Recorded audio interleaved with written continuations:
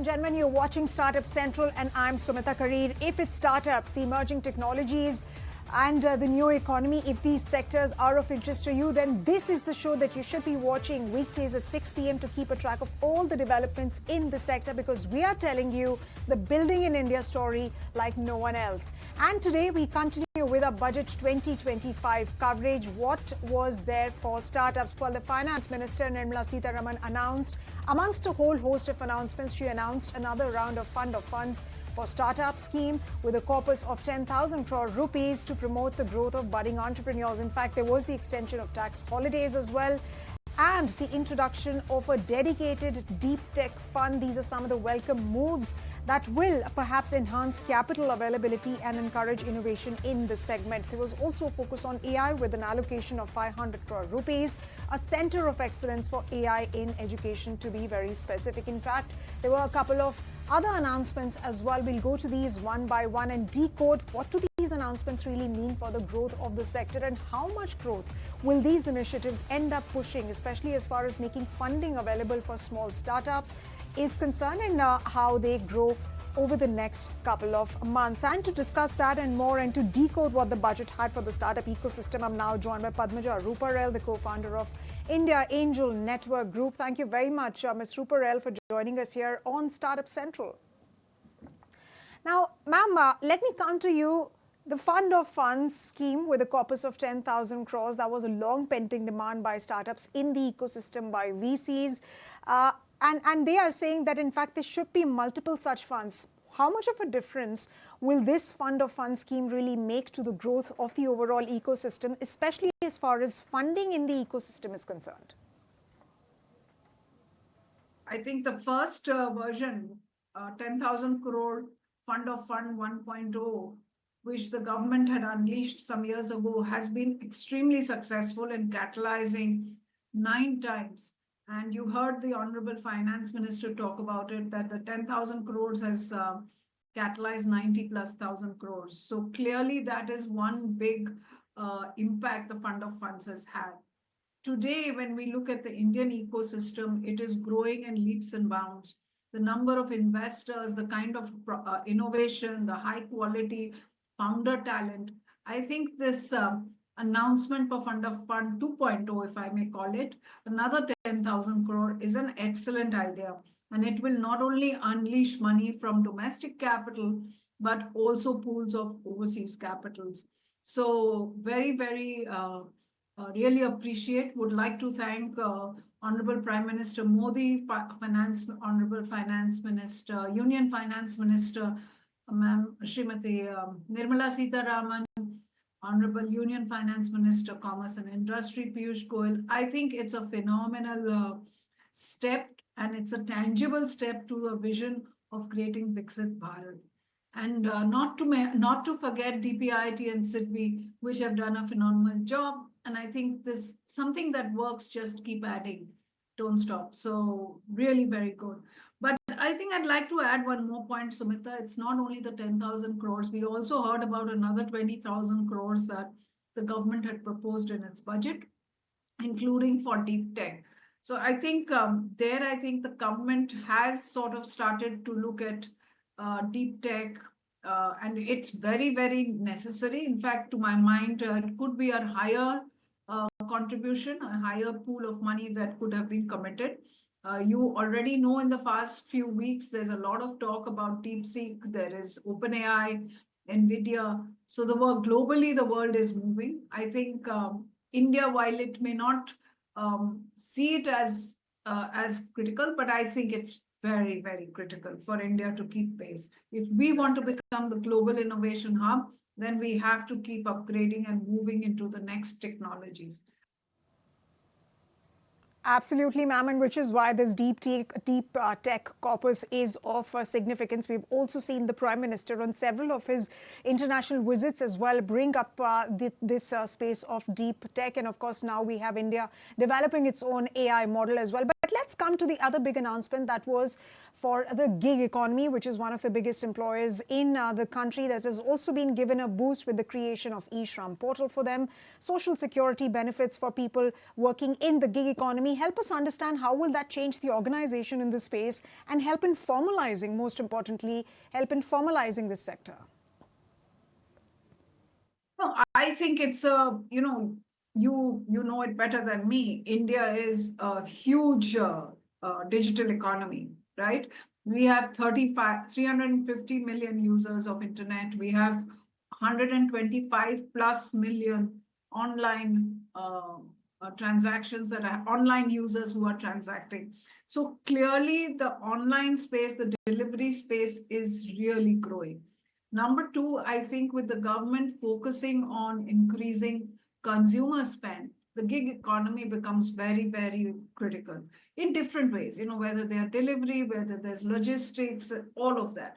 So this is a step towards also bringing in a lot of governance, if I may say it, for want of a better word, for the gig workers. I think coming from the villages, they're migrants coming into the cities. Health, insurance, all of these are very key concerns. And it's a very fair thing to do, to make sure that their well-being is kept in mind. This will force, I think, a lot of the private companies to focus on these things now and actually improve their working life. So I honestly think this is huge, and it's a very, very well taken step. Right, ma'am. And one final question before we let you go. There were a whole host of other announcements as well, but due to the paucity of time, let me ask you, there was also this announcement of startups and corporation period having been extended now to 5 years, category 1 and 2 AIFs, a removal of TCS. Are you satisfied now with the kind of, certainty on taxation of gains that have been announced? What is the overall impact do you think this is going to have in the startup ecosystem? Because the Prime Minister over and over again has stated that we are the third largest in the world. Will some of these announcements help push the startup ecosystem to be the biggest in the world? The very fact that it has been extended is again a clear signal. India is prepared to open up for more startups. And this will encourage a large number of entrepreneurs to come in, be it in D2C, as we were talking in the earlier points, but, healthcare, agri, everything. And that is going to completely innovate a number of sectors that are waiting to be innovated, to be honest with you. Number two, I think there are a whole slew of benefits that startups, defined as startups, are able to avail. And that should continue. And this is a great opportunity, great signal by the government to say we continue so that you build further, faster. And again, it will accelerate the economy, especially as you know, startups do have a high contribution to the GDP. So that is a big, big signal to scale fast, to grow fast, to further innovate, to bring in more startups, more entrepreneurs, and avail of this. So I think it's a huge signal to the startup ecosystem. On the AIFs, I think the simplification of removing TCS is a big one. It is simplifying the whole tax deduction, tax system for AIFs. There's a little bit more that the government needs to do, but I think it's moving, and that is a big one. All right, ma'am. On that note, thank you very much for sharing your thoughts and your feedback on what you think of the budget and the announcements that have been made and the kind of tangible change that these announcements will bring. Thanks again very much for joining us here on Startup Central. Ladies and gentlemen, let's now take a look at some other stories that we're tracking right here on the show. Well, Zomato founder Dipinder Goyal, while sharing the details of Zomato shareholders' letter, stated that in 2024 alone, over 15 lakh partners have chosen to work with Zomato, and partners have the flexibility to earn all year round, logging in at any time. What more is there in that letter? My colleague Sharad is joining in with more details. Sharad. Well, important commentary coming in for the gig economy, and Zomato has released its letter to its shareholders, and this is the important data pertaining to the company. Now, in this report, it's stated that in 2024 alone itself, 15 lakh folks were entered as partners and they chose to work with Zomato. Interestingly, for those working at least 8 hours a day, the average monthly earnings, that number stood at 28,000 rupees. Now also, expectation is that there would be savings coming of almost 5,000 rupees as well.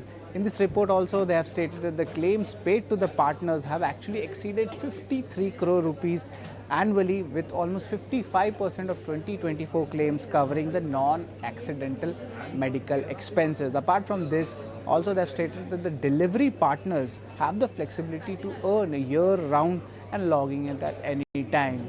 Now, why we have taken this report and why we are addressing this issue is how the gig economy is actually functioning and what are the numbers which we are looking at for the academic purpose for this new economy. Now, interestingly, let's look at the trends, how it has panned out, and this is just for Zomato. We have taken these numbers from their shareholder notes. Now, over there, we have stated, firstly, being that the average login days per delivery partner.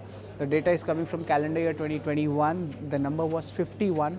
Now, over the next 3 to 4 years, the number has come down to 46 in calendar year 2024. Now, the significance of this means that the temporary employment is something which is becoming a major trend, and that is what we are seeing, and that's the definition technically of a gig economy as well.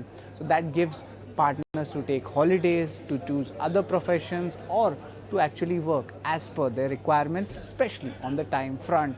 Another interesting thing we got from the overall numbers is the average earnings of delivery partners. In calendar year 2021, that was roughly at 23,709, and that has actually gone up in the last 3 to 4 years by more than 20 to 15%, and the current numbers coming in at 27,726. These are the average earnings per month which has been taken for Zomato. So of course, an interesting update coming from Zomato, but we did get a sneak peek of what actually happens in the gig economy.